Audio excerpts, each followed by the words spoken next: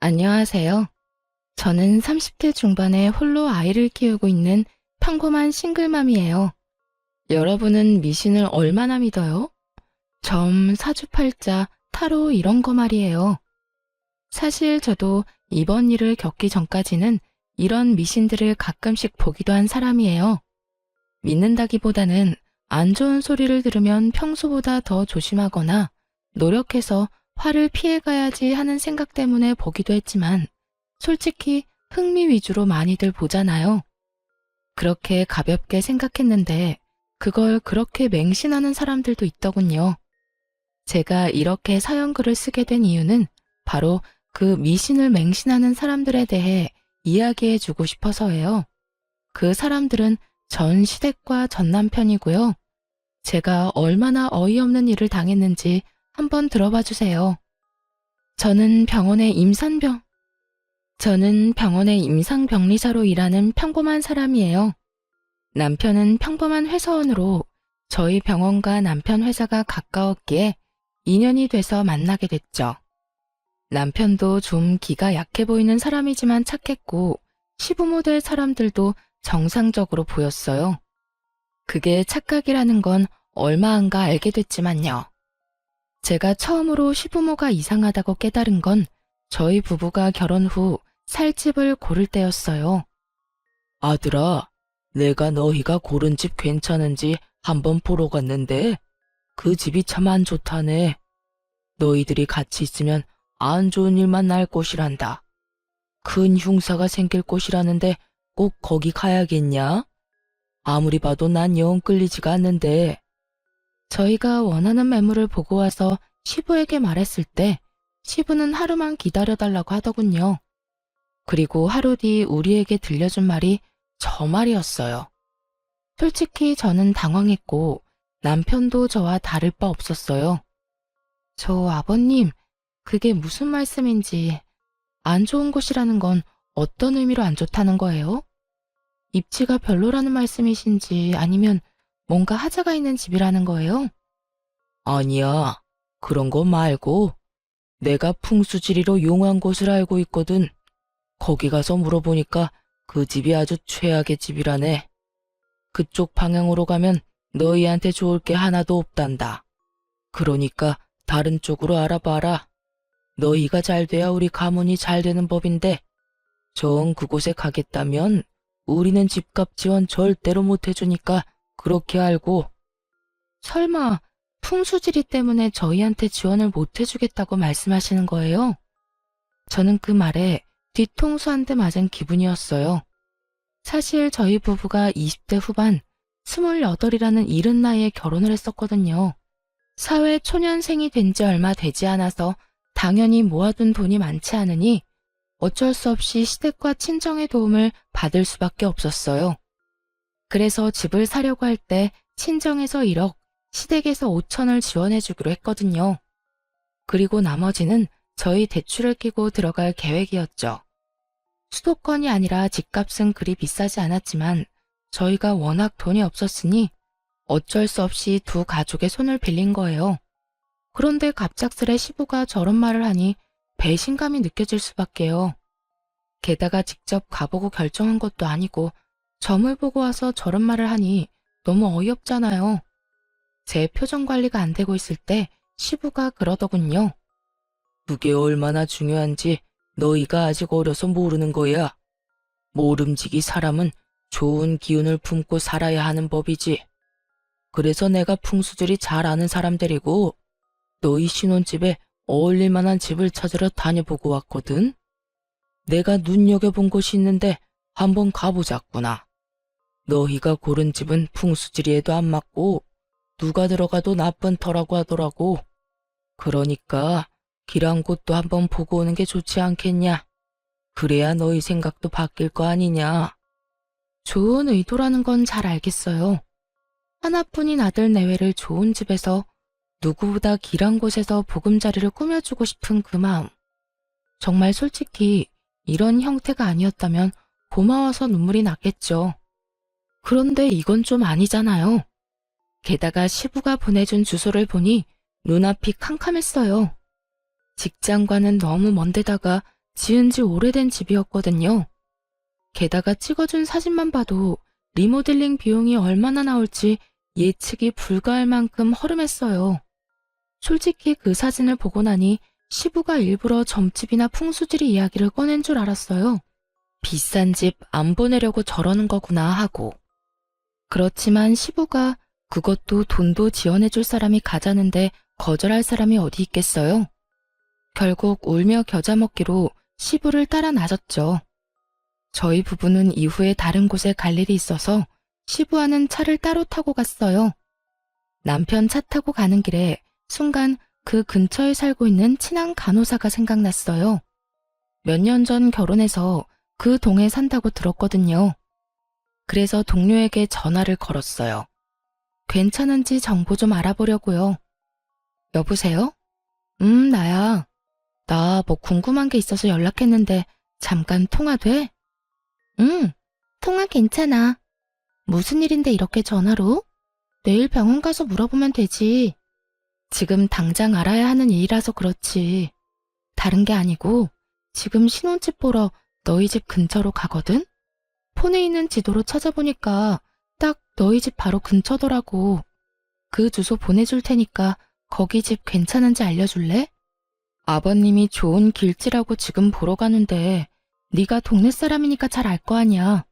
외관 사진도 보내줄게. 나도 동네 일 잘 모르는데 일단 주소로 지도 한번 찾아보고. 어? 야, 여기는 좀 그냥 다른 데 찾아보는 게 어때? 급하게 다그치는 동료의 말에 저는 깜짝 놀라 되물었어요. 왜 그래? 뭐가 안 좋아? 너 여기 절대 가지 마. 여기 몇 달 전에 칼부림 있었던 곳이야.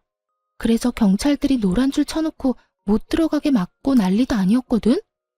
내가 동네 아무리 관심이 없어도 그 정도로 소란스러우면 모르는 게 더 이상하지. 어쨌든 완전 재수 옹붙은 집이니까 절대로 가지 마. 네가 우리 집 근처에 오는 거면 나는 좋은데 이 집은 나라면 절대 안 가. 그 이야기를 듣는데 머리가 새하얘지더군요. 제가 무슨 소리를 들었나 싶을 정도로요. 남편에게 이야기를 하려는데 벌써 도착한 상태였고 친구와 연락을 끊고 일단 시부와 함께 그 문제의 집으로 갔어요. 그 집 앞에는 남자가 한 사람 서 있었는데 소개로는 공인중개사라고 하더군요. 그렇게 시부와 함께 저희도 일단 집에 따라 들어갔죠. 사실 집 자체는 사진으로 보는 것보다는 덜 더러웠어요. 그렇다고 고칠 곳이 없다는 건 아니었지만 매매가를 아낀다면 리모델링에 충분히 돈을 쓸 수 있으니 그 부분은 다행이라고 생각했죠. 물론 그 집에 들어가겠다고 가정을 했을 때의 말이죠. 저는 이곳에 들어갈 생각이 이미 눈꼽만큼도 없었거든요. 집을 둘러보는 내내 시부는 이 집이 얼마나 길한지, 빛과 채광이 얼마나 좋은지, 기운이 얼마나 좋은지를 귀에 딱지가 않도록 주절거렸어요. 그리고 저는 말 한마디 없이 냉랭한 표정으로 공인중개사의 입만 쳐다보고 있었고요. 해줘야 할 말을 안 하더군요. 그래서 제가 물었어요. 그런데 공인중개사님, 궁금한 게 있는데 왜 이 집이 문제 매물인 건 이야기 안 해주세요? 예? 모른 척 하지 마세요. 제가 이 근처 사는 직장 동료한테 이미 들었는데요. 여기 몇 달 전에 칼부림 났었다면서요? 그래서 경찰들 와서 난리도 아니었다는데 설마 그걸 모르셨던 건 아니죠? 제 말에 남편과 시부의 얼굴이 확 일그러지더군요. 저는 일부러 시부 보는 앞에서 공인중개사를 더 추궁했어요. 솔직히 말이 안 되잖아요. 중간에 다른 사람이 살았던 것도 아니고 그렇게 큰일이 있었는데 저희가 매매 계약하고 나서 이 사실을 알았으면 얼마나 찝찝했겠어요? 저희는 아무리 돈 없어도 이렇게 재수없는 집은 안 들어가요. 저희 아버님이 풍수질이랑 기운에 얼마나 민감한지 모르시죠? 오늘도 좋은 곳이라고 해서 왔는데 이런 식으로 사람 속이시면 그게요. 그런 일이 있기는 했는데 시간도 좀 오래되기도 했고 무엇보다 매물이 워낙 싸지 않습니까? 이 정도 번화가에 이 가격이면 솔직히 거저나 다름없죠. 아무리 돈을 적게 줘도 문제 있는 곳이면 이야기는 해줬어야죠. 그리고 지역 신문에 날 정도면 엄청 큰일이죠. 제 직장 동료가 바로 이 근처 살거든요. 집 주소 알려주니 단번에 알던걸요. 아무리 풍수지리가 좋고 길지면 뭐예요? 딱 봐도 재수 안 붙은 집이잖아요. 아버님, 저희 이런 집에 들어가게 하실 생각이셨어요? 제가 경악스럽다는 표정으로 묻자 그제서야 시부가 당황하더군요. 언제나 미신을 그렇게 따지면서 우리에게 완전 안 좋은 일이 있었던 집에 들어가라고 강제로 들이민 거나 마찬가지잖아요. 제 물음에 시부가 손을 내저으며 변명하더군요. 그럴 리가 있겠냐? 나는 다 너희 좋은 곳에서 살았으면 해서 그런 거지. 나한테 그런 나쁜 마음 같은 건 없었어. 오해다. 진짜 오해야. 그런데 공인중개사 양반, 진짜 그런 일이 있었던 게 맞습니까? 왜 저번에는 저한테 그런 이야기를 안 해줬어요? 저번에는 오셨을 때 두 분이서만 이야기하셨잖아요. 제가 뭐라고 이야기하려고 하면 모르는 사람은 좀 빠지라고 하시더니 설명을 해주려고 해도 싫다고 할 때는 언제고. 그래도 이 매물은 그 부분만 빼면 다 좋잖아요. 건물이 낡았지만 전기나 가스, 수도 같은 건 문제 하나도 없고 동네가 더럽고 허름한 것도 아니고 지하철역하고 멀지도 않으니까. 그리고 무엇보다 매매가가 이 근방에서 찾아보기 힘들 만큼 싸잖아요. 요새는 일부러 싼 곳 찾아오는 사람들도 많아서. 이 사람이? 우리 아들이랑 며느리는 이제 막 결혼해서 마련하는 첫 번째 집인데 이런 집에 어떻게 들어가? 말이 되는 소리를 해야지. 이런 집이라는 거 알았으면 내가 반대했을 거야. 되려 호통치는 시부의 그 모습에 저는 속으로 코웃음을 쳤어요. 이 집에 와서 확인해보라던 시부가 할 말은 아니잖아요. 여기까지 끌고 온 게 본인이면서 애꿎은 공인중개사만 혼내고 있으니 어이가 없었죠. 그리고 한편으로는 안심도 됐어요. 이런 집에 들어가라고 할 리도 없을 테니까요. 그렇게 미신을 중요시하는 시부가 이런 재수없는 집에 들어가도록 놔둘 리가 없잖아요. 그런데 그 뒤에 시부가 한 행동에 완전 질려버렸어요. 시부가 부랴부랴 어디론가 전화를 걸더라고요. 나요. 이 집에서 칼부림 났었다는데 이게 도대체 어떻게 된 일이야? 자네 말로는 좋은 집이라며. 길지라서 살면 두고두고 좋을 집이라더니 몇 달 전에 이 집에서 사람 죽어서 경찰까지 왔었다는데 잘 봐준 거 맞아? 시부의 그 말에 상대방이 뭐라고 했는지는 모르겠는데 그 뒤에 이어진 시부 말은 저를 더욱 경악스럽게 했어요. 아, 그러면 굿 한 번 하고 들어가면 된다고? 그럼 굿 한 판에 얼마 정도 하는가? 1,000만 원 정도는 받아야 한다고? 너무 비싸기는 한데 그래도 받아야 정상적으로 쓸 수 있다는 말이지? 알겠어. 필요한 준비물 같은 거 있으면 미리 말해주게. 시간도 길한 시간 골라서 알려주고. 이 집을 포기한 건 아닌지 굿을 하겠다는 말을 하더군요. 분명히는 저나 상대방이 굿을 권한 거겠죠. 그 말에 저는 열이 받았어요. 굿이라니. 저는 절대로 굿을 한 집이나 사람 죽어나간 집에서 살고 싶은 마음이 없었어요. 그런데 우리 부부의 생각은 묻지도 않고 자연스레 굿 이야기를 하는 시부에게 소리쳤어요. 아버님, 잠시만 전화 끊어보세요. 어? 중요한 이야기 하는 중인데 내가 이따가 다시 전화할 테니까 조금만 기다려봐. 전화를 끊은 시부에게 제가 말했죠. 아버님, 아무리 그래도 그거 가지고 구슬하는 건 좀 아닌 것 같아요. 그냥 차라리 다른 곳을 알아보는 게 어떨까 싶은데요. 좋은 집 찾는데 들인 돈도 있으실 텐데 굳이 나쁜 집에 굿까지 해서 사는 건 아닌 것 같아서요. 제 말에 골똘히 생각하던 시부가 고개를 끄덕이더군요. 하긴 워낙에 비싼 돈이었으니 고개를 끄덕일 수밖에요. 저는 공인중개사를 보며 말했어요. 저희 시아버지께서 기운이 좋은 집을 좋아하세요. 풍수질이나 뭐 이런 것도 좀 보시고요. 근데 공인중개사들이 생각하는 그런 집은 어떤 집일까요? 그거야. 그 집에 살면서 로또에 당첨이 됐거나 원하던 걸 이뤄서 더 큰 집으로 가거나 돈을 많이 모아 더 좋은 곳으로 가는 집이 좋은 집이죠.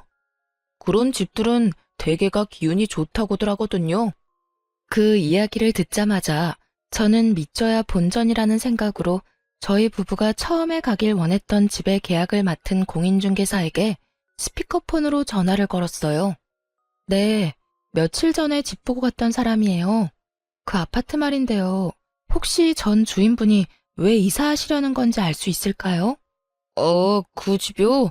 거기 부부가 원래는 집을 지으려다가 돈이 모자라서 그 집 매매해서 들어갔다고 하더라고요. 그런데 얼마 전에 집값도 많이 올랐고 목표로 하던 금액도 모여서 이참에 그 집 팔고 외곽에 고급 주택 지어서 갈 거라고 하더라고요. 들어간 지 5년 만에 더 큰 집으로 갔으니 집 기운이 좋은가 봐요. 그 사람들 전에 주인도 짧은 기간에 돈 많이 모아서 더 큰 집으로 갔거든요. 완벽해 보이지는 않아도 이력을 따져보면 그 집만큼 괜찮은 집도 없어요. 그러니까 그게 진짜인지 가짜인지는 정말로 아무 필요도 없었어요. 공인중개사가 그렇게 말해주는 바람에 저희 부부 선택이 완벽했다는 게 증명이 됐으니까요. 그리고 그 집이 풍수지리상 길지인지 흉지인지도 전혀 관심 없었어요. 다만 시부가 알려준 집은 누가 봐도 재수없어 보여서 들어가기 싫었던 거고요. 그 사람의 말을 듣는데 시부도 더 이상 아무 말도 못하더군요. 아버님, 그렇다는데 혹시 원래 제가 말씀드렸던 곳으로 계약해도 될까요? 굳이 큰돈 들여서 흉흉한 집을 좋은 집으로 바꾸느니 그냥 다른 사람들에 의해 검증된 집에 가는 게 좋잖아요. 그래도 너희들한테는 그 집이 흉지라는데 너희가 계속 아플 거라고 해서 내가 그랬던 거지. 너희들이 상관없으면 그냥 그 집으로 하거라. 결국 시부의 허락을 받게 된 저희는 원래 봐두었던 집에 신혼집을 꾸리게 됐어요. 그 집에 들어가고서야 그 오싹한 기분이 사라졌어요. 시부가 추천해준 집에 들어가게 될까봐 얼마나 두려웠는지 다들 모르실 거예요. 그 집을 우리 손으로 사지 않았다는 것만으로도 정말 천만다행이라고 생각하고 있어요.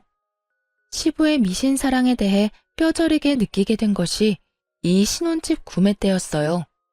그리고 그 뒤에도 시부의 미신에 대한 맹목적인 애정은 전혀 사라지지 않고 더 커져가기만 했죠. 저희가 결혼하고 3년간 애가 전혀 생기지 않더라고요. 따로 피임을 하는 것도 아닌데 애가 생기지 않자 저희도 걱정은 됐지만 아직 나이가 30대 초반이었으니 조금만 더 기다려보자는 생각을 했어요. 그런데 시부가 이번에도 그 일에 간섭을 시작했어요. 며느라가 이번 연도에는 꼭 애를 가져야 한단다. 무조건 올해나 내년 안에 애를 낳아야 해. 내가 용한 점쟁이한테 갔다 왔는데 그래야 크게 될 손자를 얻을 수 있다는구나. 그 말에 저는 또 하는 생각이 들었죠. 여태껏 아무 말 없었던 이유는 우리를 배려해서라기보다는 때가 되지 않았기 때문이고요. 정말 하다 애 낳는 것까지 이렇게 간섭받을 줄은 꿈에도 생각해 본 적 없는데 말이죠. 그래도 어차피 한 번은 가봤어야 할 난임센터를 시부의 권유로 가게 됐으니 어찌 보면 잘된 일이기는 했죠. 난임으로 판정받기는 했지만 시술로 한 번의 아이를 가지게 됐거든요. 제가 임신했다고 했을 때 가장 좋아했던 사람이 시부였으니 솔직히 그간의 서운한 마음이 아주 조금 덜어지는 기분이었어요. 그러나 시부가 축하의 말을 건넨 뒤에 한 말은 저를 다시 답답하게 만들기에 충분했어요. 내가 나를 받아왔다. 출생택일이야. 애도 이제는 날짜 시간 맞춰서 낳아야 크게 되는 거야. 정말로 잘된 놈은 태어날 때부터 정해지는 거지. 네 출산 예정일에 맞춰서 받아온 날이다. 자, 받아놔라. 거기에는 누군가 휙휙 갈긴 듯한 날짜와 시간이 적혀 있었어요. 그걸 보면서 저는 정신이 아득해지는 기분이 들었죠. 또 미신. 그래도 이번에도 이해하려고 애는 썼어요. 솔직히 저도 애한테 좋다면 뭐든 하고 싶은 마음이니 날짜를 맞출 수만 있으면 맞춰서 낳고 싶다고 생각은 하니까요. 하지만 출산해보신 분들은 알잖아요. 제왕절개가 아닌 이상 그건 맞추기가 엄청 어렵다는 걸요. 저는 나지막히 한숨을 쉬며 시부에게 말했어요. 아버님, 날짜 받아와 주셔서 감사해요. 최대한 이 날짜에 나와보도록 노력할게요. 39주쯤이라 맞추려면 맞출 수도 있을 것 같긴 하네요. 완전 조산이라거나 만삭을 훌쩍 넘은 날짜가 아닌 게 다행이라면 다행이었죠. 그런데 저의 어정쩡한 대답이 마음에 들지 않았는지 시부가 저를 뚫어지게 쳐다보며 강조하더군요. 아가, 이건 선택사항이 아니다. 무조건 이 날짜, 이 시간 안에 나아야 해. 그래야 나라에 크게 이바지할 인물이 나온다고 했으니 네 선택에 우리 집안 미래가 달렸다는 거다. 아버님, 근데 애가 알고 나오는 것도 아니고 제왕절개 날짜를 잡아놓는다고 해도 그 날짜까지 진통이 안 오면 제왕절개가 가능하겠지만 날짜 전에 진통이 오면 안 될 수도 있어요. 그리고 아이나 저한테 문제가 생기면 더 빨리 아이를 낳을 수도 있고요. 제가 할 수 있다고 장담을 하기에는 변수도 많고. 그런 건 다 기합이야. 늦게 나오면 날짜 맞춰서 제왕절개 하면 되고 일찍 나오면 참으면 되지. 최대한 참아. 날짜 전까지 걷기 운동은 좀 피해. 그거 하면 일찍 나온다는 말이 있으니까. 무슨 애 하나 나오는데 집안의 미래까지 생각해요? 어떤 운명을 타고나든 잘 키우면 될 것을 애를 어떻게 키울지 상의하는 것도 아니고 좋은 날짜 시간만 받으면 노력하지 않아도 큰 사람으로 자랄 거라는 생각 자체가 얼마나 아니란 건지 아무도 지적하지 않더군요. 저는 더 이상 논쟁하고 싶지 않아서 알겠다고 말하고 시댁에서 나왔어요. 그 뒤로 시댁에는 일부러 발걸음을 자주 하지 않았어요. 그 대신 전화는 자주 짧게 했죠. 그래야 우리에게 얼굴 보자고 하지 않을 테니까요. 그렇게 거리를 두는 사이 점점 분만 예정일이 다가오기 시작했어요. 직장의 출산, 육아휴직을 위한 대체자를 구하지 못한 터라 38주가 될 때까지 꽉꽉 채워서 일을 했어요. 그리고 39주, 시부가 선택한 출산 태기를 하루 앞두고 결국 진통이 시작됐어요. 사실 이슬은 더 일찍 비쳤지만 통증이 없으니 병원에서는 오지 말고 진통 시작하면 오라고 했거든요. 그래서 기다렸던 건데 결국 얼마 지나지 않아 진통이 시작되더라고요. 일단 남편과 병원으로 향하는 내내 애가 잘못되지는 않을까 하는 생각만 했어요. 그리고 처음으로 아이를 낳는 두려움만 가득했죠. 그렇게 병원에 갔더니 문이 많이 열려서 지금이라도 힘을 줘야 한다고 하더군요. 게다가 애가 배 위에서 아래쪽으로 이미 내려오고 있는 상태라 힘을 줘서 빼내는 것만 남았다고 하더군요. 70% 진행된 상태라 무통도 못 맞는다고 하더군요. 출산 태기를 24시간 앞둔 시간이었어요. 저는 날짜 같은 건 생각도 안 났어요. 의사 선생님이 하는 말을 들으며 고개만 끄덕였죠. 비상 상황에 믿을 수 있는 사람은 의사뿐이니까요. 그렇게 모든 준비를 끝내고 진통으로 애를 밀어내고 있는데 남편이 자기 폰을 제 귀에 대어주더군요. 귀에 들리는 건 시부의 목소리였어요. 아가, 좀만 힘내라. 절대로 애를 일찍 낳으면 안 돼.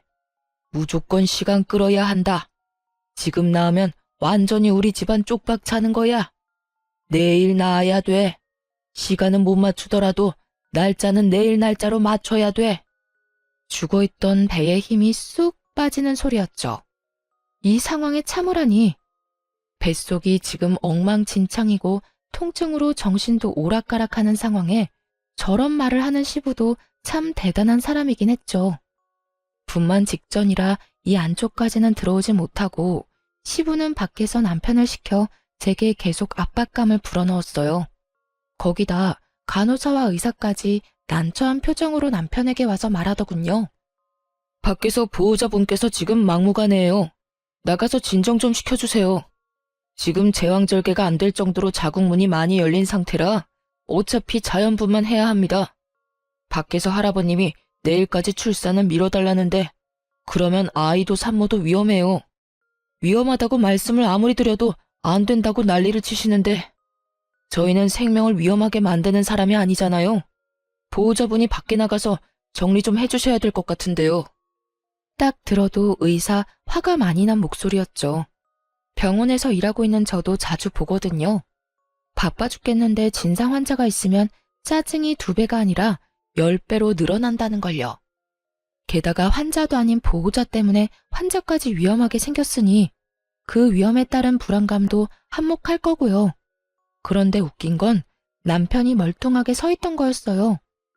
당신 뭐해? 나 지금 당장 애 낳아야 해. 너무 아프다고. 그치만 아버지가 날짜 꼭 지켜야 한다고 하셨는데. 나 죽어나 가도 그 말 할 거야? 네 앞에서 애랑 나랑 둘이 나란히 잘못되는 거 봐야 정신 차릴래? 애한테 무슨 일 생기면 당신네 가문에 미래고 뭐고 아무것도 없을 줄 알아? 저는 다 때려치고 빨리 낳고 싶은 마음뿐이었어요. 게다가 제왕절개를 안 해도 될 정도로 자궁문이 많이 열린 상황이었죠. 제 말에도 남편 놈이 우물쭈물하자 저는 열받아서 의사에게 말했어요. 의사 선생님, 주 보호자 필요 없고 환자인 제가 말할게요. 그리고 보호자 서명 뭐 이런 거 필요하시면 남편 말고 밖에 있는 저희 친정어머니한테 사인 받으시고요. 제 목소리가 밖에 다 들렸는지 시부가 밖에서 고함을 지르더군요. 무슨 소리야? 기다려. 내일 나아야 된다고 내가 말했지? 어이, 의사 선생. 참을 수 있다니까. 조금만 시간 좀 더 끌어. 사돈, 이제 그만 좀 하세요. 동네 창피하게 왜 병원에서 난리예요? 그리고 애 출산일 맞추려다가 내 딸까지 죽일 일 있어요? 당신네한테는 손주가 소중하겠지만 우리한테는 딸이 더 소중하거든요. 어디서 태어나지도 않은 애 출산일 맞추려고 내 딸 죽이려고 해. 경고하는데 내 딸한테 문제가 생기면 나 당신들 절대로 그냥 안 둬.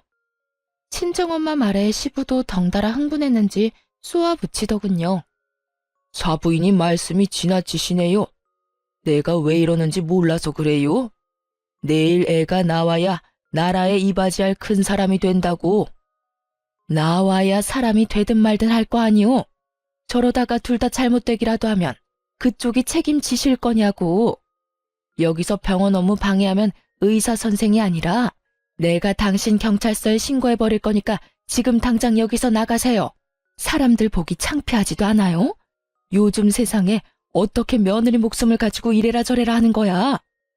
친정엄마의 따끔한 말과 주변 사람들의 더 따가운 눈총에 결국 시부는 쫓겨나듯 병원 밖으로 나갔어요. 친정엄마의 호통 소리를 들으며 저는 다시 마음의 안정을 찾았고 바로 분만을 하러 들어갔어요. 조금만 더 늦었어도 큰일 났을 거라고 의사가 말하는데 정말 속이 부글부글 끓었죠. 아이를 출산하며 감동으로 가득 차야 할 시간에 시부와 남편놈 때문에 그 감동이 엉망이 돼버렸으니 결국 화가 난 저는 출산을 마치고 남편에게 따졌어요. 당신 도대체 무슨 생각으로 아버님 편 든 거야? 설마 당신도 그 출생 날짜에 정신 팔린 거야? 나도 당황했어.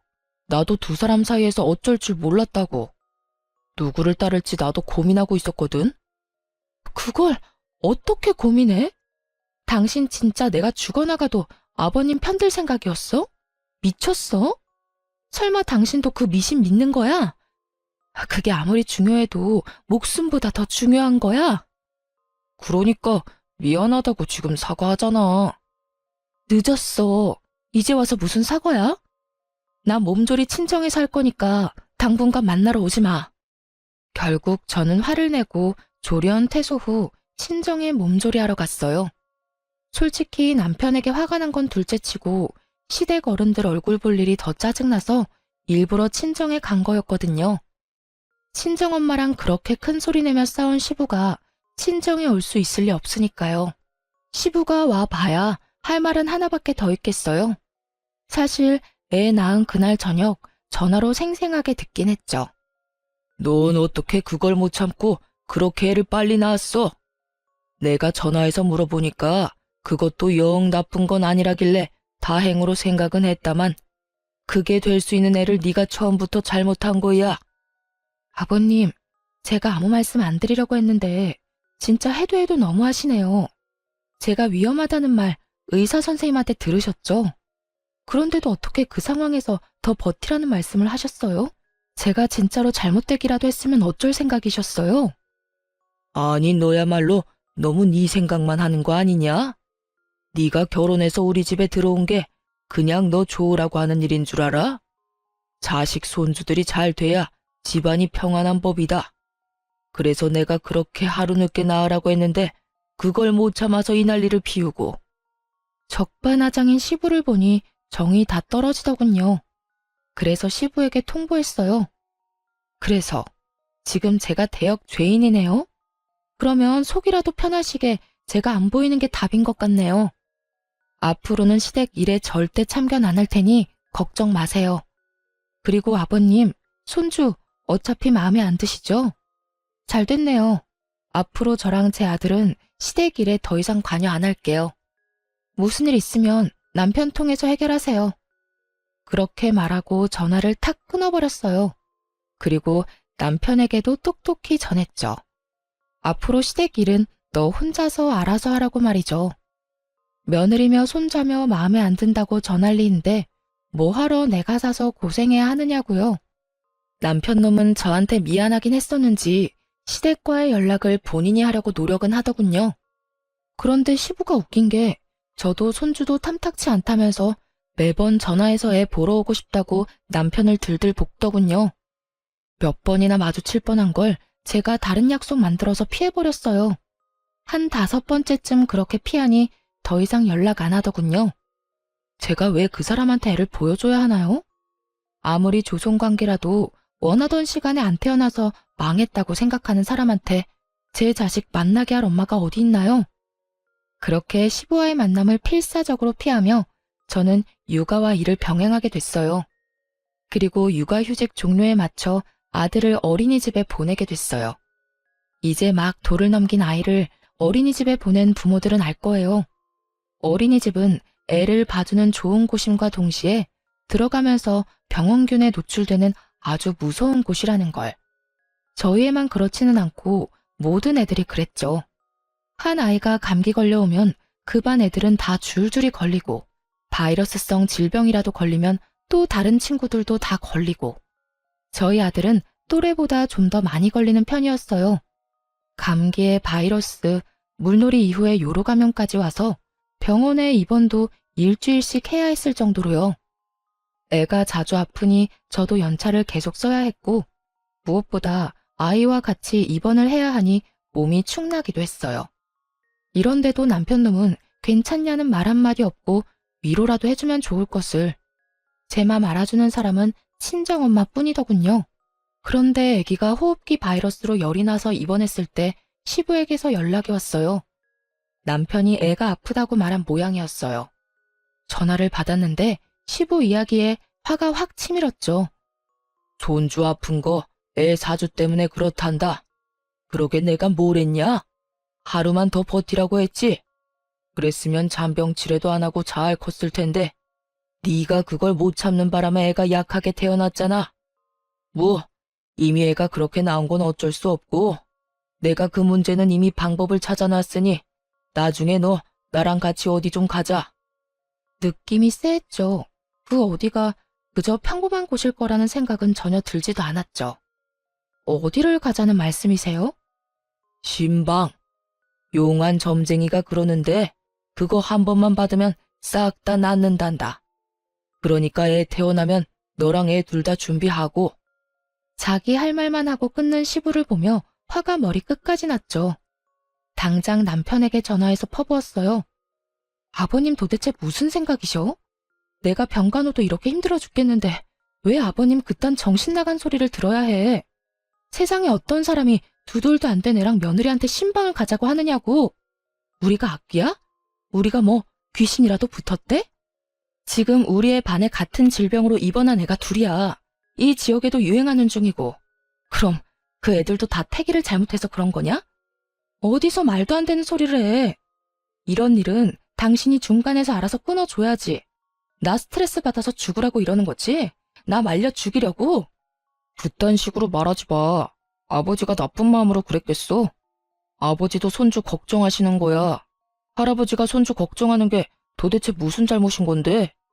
당신이 이렇게 예민하게 나오니까 나도 아버지도 당신한테 문제가 있다고 생각하는 거지. 그리고 애가 이렇게 자주 아픈데 당신은 뭐라도 해볼 생각은 안 하고. 그래서 내놓은 해결 방법이 점집에 가서 물어보는 거야? 차라리 한의원을 가거나 어린이집을 안 가고 애 봐줄 사람 찾는 게 더 괜찮은 방법 아니야? 하긴 이미 애가 그렇게 타고났다고 생각하는 사람이 그런 걸 해줄 리가 없지. 당신도 반성 좀 해. 애한테 부탁했다는 말 듣고도 멀쩡한 당신이 더 놀라운 거 알아? 남일이야. 당신의 일이라고. 아버님이 그런다고 당신까지 이러면 내가 어떻게 버텨? 내가 얼마나 스트레스 많이 받는지 당신은 정말 몰라서 그러는 건 아니지? 어쨌든 나 절대로 우리 아들 그런 곳에 못 보내. 그렇게 알고 당장 아버님 멈추도록 만들어. 그것도 못하면 진짜 당신 용서 안 할 거야? 저는 남편에게 쏟아붓고는 아이와 퇴원을 했어요. 그런데 아무리 생각해도 시부가 여기서 포기할 것 같지 않더라고요. 점쟁이가 애를 데려오라고 했다는 거 보면 분명 애도 데려가라고 기를 쓰겠죠. 그 생각하니 온몸이 오지닥하더라고요. 분명 집으로 찾아올 것 같아서 애랑 친정으로 갔어요. 설마 여기까지 와서 소란 피우지는 않겠지 싶었는데 웬걸 여기까지 쫓아왔더라고요. 남편이 같이 왔길래 남편이 시부를 말려주려나 싶었는데 두 사람 다 애 내놓으라고 난리더군요. 여보, 나와 이야기 좀 해. 애한테 나쁠 거 하나 없다고. 한 번만 하면 돼. 돈도 아버지가 다 내준다는데 그 정도는 괜찮잖아. 빨리 나와봐. 당신 미쳤어? 이젠 말이 안 통하네. 우리 이혼해. 여기서 이러지 말고 이혼하자고. 내 아들 데리고 그딴 짓거리 하는 건 난 못 봐. 딴 여자랑 결혼해서 낳은 애로 뭔 짓을 하든 난 상관 안 할 테니까 그냥 나랑 이혼이나 해줘, 이 미친놈아. 그때 저희 어머니가 부엌에서 부시럭거리더니 뭔가를 가득 담은 종이박스를 들고 현관 앞으로 가더군요. 중문 앞에 그걸 놔두고는 그 상자 안에 있는 걸 들어 올리더군요. 그리고는 현관문을 열고는 들고 있던 걸 냅다 확 뿌렸어요. 이게 뭐야? 아우짜! 소금? 그래, 소금이다. 나이도 지긋하신 양반이 어디 사돈 집에 와서 행패야? 상가집 갔다 와서도 안 뿌리는 소금까지 뿌리게 만들 정도로 완전 재앙 같은 인간이 당신이야. 감히 내 딸이랑 내 외손주한테 굿을 해? 이 정신 나간 노친네가? 늙으려면 곱게 늙어.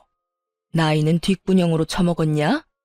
지금 당장 우리 집 앞에서 안 떠나면 소금보다 경찰에 신고해서 잡아가도록 만들 거요. 어디서 사기꾼 같은 놈한테 속아가지고 여기 와서 지랄 연병을 떨어? 시부와 남편이 뭐라고 말하려고 할 때마다 친정엄마는 상자 안에 가득한 각양각색의 소금을 시부와 남편에게 탈탈 뿌려댔어요. 입으로 들어오는 짠맛에 말도 못하고 침만 퇴퇴 뱉는 두 사람에게 친정엄마가 꽥 하고 소리쳤어요. 내 눈에 흙이 들어와도 절대로 내 새끼한테는 국 같은 거 못해. 만약 그딴 짓 하기만 해봐. 내가 확 죽어서도 당신 옆에 딱 달라붙어서 재수 더럽게 없도록 만들어줄 테니까 썩 꺼져. 결국 시부와 남편 놈은 엄마에게 쫓겨났죠. 그렇잖아도 큰 소리에 옆집에서 경비 아저씨한테 연락을 넣었더라고요. 그 덕분에 무사히 두 사람을 쫓아낼 수 있었죠. 이 일 이후에 저는 남편과 시부에게 완전 실망하고 이혼 절차를 밟았어요. 당연히 이혼 사유가 사유인 만큼 소송은 제게 유리하게 진행됐죠. 위자료의 재산 분할, 아이 친권과 양육권까지 가져왔거든요. 그렇게 남편과의 사이는 법적으로도 사적으로도 완전히 끝났죠. 저는 혼자서 애 키우며 사는 게 두려워 이혼 후 아이가 초등학교 들어가기 전까지 친정에서 친정 부모님과 같이 살았어요. 그런데 이혼하고 몇 달 안 지나서 전 남편이 저를 찾아왔더군요. 정말 만나고 싶지 않았는데 문 앞에서 제발 한 번만 이야기만 들어달라고 해서 전 남편과 이야기를 했어요. 그런데 정말 웃긴 게 뭔지 아세요? 전 남편 놈이 제 눈치를 슬슬 보더니 돈을 좀 빌려달라고 하더군요. 여보, 나 요즘 많이 힘들어. 당신이랑 이혼하면서 낸 위자료도 버거운데 직장도 폐업해서 일자리도 잃었거든. 나 지금 완전 빈털털이야. 지금 전처한테 돈 빌리러 왔어?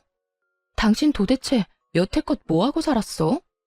직장 폐업했으면 다른 직장 빨리 알아봤어야지. 지금 일자리 하나 못 구해서 나한테 돈 빌리러 온 거야? 힘들어서 그렇지 세상에 넘치는 게 일자리야. 돈 벌려면 뭔 짓인들 못해? 아직 덜 힘드네. 덜 힘든 거야. 그런 거 아니야. 나도 노력은 했지. 아버지도 나한테 계속 안 좋은 일이 생기니까 점쟁이들 찾아서 알아봤지. 점쟁이들 말로는 굿 한판 하면 직장도 다시 생기고 애도 찾을 수 있고 여자도 생긴다고 해서 내 인생 좀 펴게 하려고 3천만 원짜리 굿까지 했는데도 안 됐어. 너 지금 그게 노력이라는 거야? 굿하는 게 노력? 야, 이 미친놈아. 차라리 배달이나 노가다를 해. 그래야 돈이라도 생기지. 하긴 당신 생각이야 눈에 훤하지. 아무리 봐도 그런 일은 당신급이랑 안 맞는 것 같아? 이 화상아, 돈 버는데 귀천이 어딨어? 죽고 싶지 않으면 무슨 일이든 해서 돈 벌어야지. 그리고 어떤 인간이 돈이 없는데 3천만 원을 들여서 구슬해? 와, 지금 보니까 내가 이혼을 잘했어. 이런 놈을 남편이라고 믿고 있었다가는 무슨 큰 봉변을 당했을지 상상도 안 가. 그 3천만 원만 아꼈어도 지금쯤 이 꼴은 안 났겠지. 여보, 나 진짜 심각하다고. 진지하게 생각 좀 해봐. 지금 월세 낼 돈도 없어서 허덕이는데 차도 중고로 다 팔아버리고 남은 게 없다고. 눈물을 질질 짜면서 제게 하소연하는 전 남편 놈을 보니 정말 우라통이 터지더군요. 왜 여기 와서 나한테 이야기한들 뭐가 나아지냐고요. 여보라고 부르지도 마. 그래서 굿한 결과가 지금 이거야? 이혼한 전처 찾아와서 돈 빌리는 거? 점쟁이가 그건 안 알려줬나 보네. 내가 돈 절대 안 빌려준다는 거. 그거 알았으면 네가 여기까지 왔겠어? 나도 믿기는 싫었어. 하지만 아버지가 계속 해보라면서 난리잖아. 그렇게 구슬 한 번 했는데도 직장은커녕 면접 보는 족족 다 떨어지니까 그 뒤에 그 점쟁이 찾아갔는데 도망가고 아무도 없더라고. 사기당한 거지. 아버지는 그걸 인정 못 하셨고 나도 아버지 제정신으로 돌려보려고 애썼는데 안 되더라고. 용한 곳은 다 돌아보느라 집안의 살림살이도 거들났어. 아버지 집까지 팔아서 비싼 부적도 사고 굿까지 몇 번을 했는지 정말 아버지가 집 팔았다는 이야기 듣자마자 아버지가 무슨 짓을 했는지 소름이 돋을 정도로 현실적으로 와닿더라고. 당신이라도 정신을 차리고 있었어야지. 미신 같은 거 믿을 생각하지 말고 노력을 했었어야지. 지금도 당신 꼴 좀 봐. 이게 뭐 하는 거야? 그래서 돈 다 잃고 지금 후회 한 사발 들이키면서 전처한테 눈물 콧물 흘리면서 돈 빌려달라는 거 우습지도 않아? 멀쩡한 몸뚱어리 놔두고 쉽게 돈 얻어볼 생각으로 이혼한 전처한테 찾아온 것도 어지간히 뻔뻔하지 않으면 못할 짓이긴 하지. 지금 이럴 시간에 알바라도 해서 돈이나 벌어. 네 자식 키울 양육비는 미루지 마. 제 말에 전 남편은 아무 말도 못하고 입만 앙 다물고 고개만 푹 수그리고 있더군요. 그 꼴 보니 답답해서 소리를 한 번 더 질렀어요. 당장 가서 일하라고. 배달이든 상하차든 공사판을 뛰든. 지금 당장 할 수 있는 일을 해서 돈이나 벌어. 그렇게 전 남편은 본전도 못 찾고 돌아가야 했어요. 도대체 저는 왜 찾아온 건지 이해가 안 가더라고요. 저 찾아올 시간에 무슨 일이라도 했으면 이 정도로 허덕이지는 않았겠죠. 나중에야 들은 이야기이긴 한데 시부가 미신을 맹신하며 여기저기 돌아다니면서 쓴 돈만 2억이 넘는다더라고요. 근데 참 웃기죠? 그 돈을 써서 행복과 행운을 찾으려고 할수록 그 사람에게서 행복과 행운은 점점 더 멀어져 간다는 거요. 전 남편도 마찬가지죠. 시부처럼 미신을 믿는 순간부터 순차적으로 가지고 있던 걸 잃게 됐잖아요. 저와의 신뢰, 자식, 직장, 돈까지 몽땅 사라졌죠. 저 아들을 생각했다면 시부에게 동조할 것이 아니라 우리와 함께 했어야죠. 시부 편들다가 결국은 본인 인생 나락가고 시부도 가진 돈 다 털려서 아들에게 의지하며 산다는데 저는 솔직히 지금도 이해 안 가요. 시부가 왜 그렇게 맹목적으로 그런 것들을 믿었는지.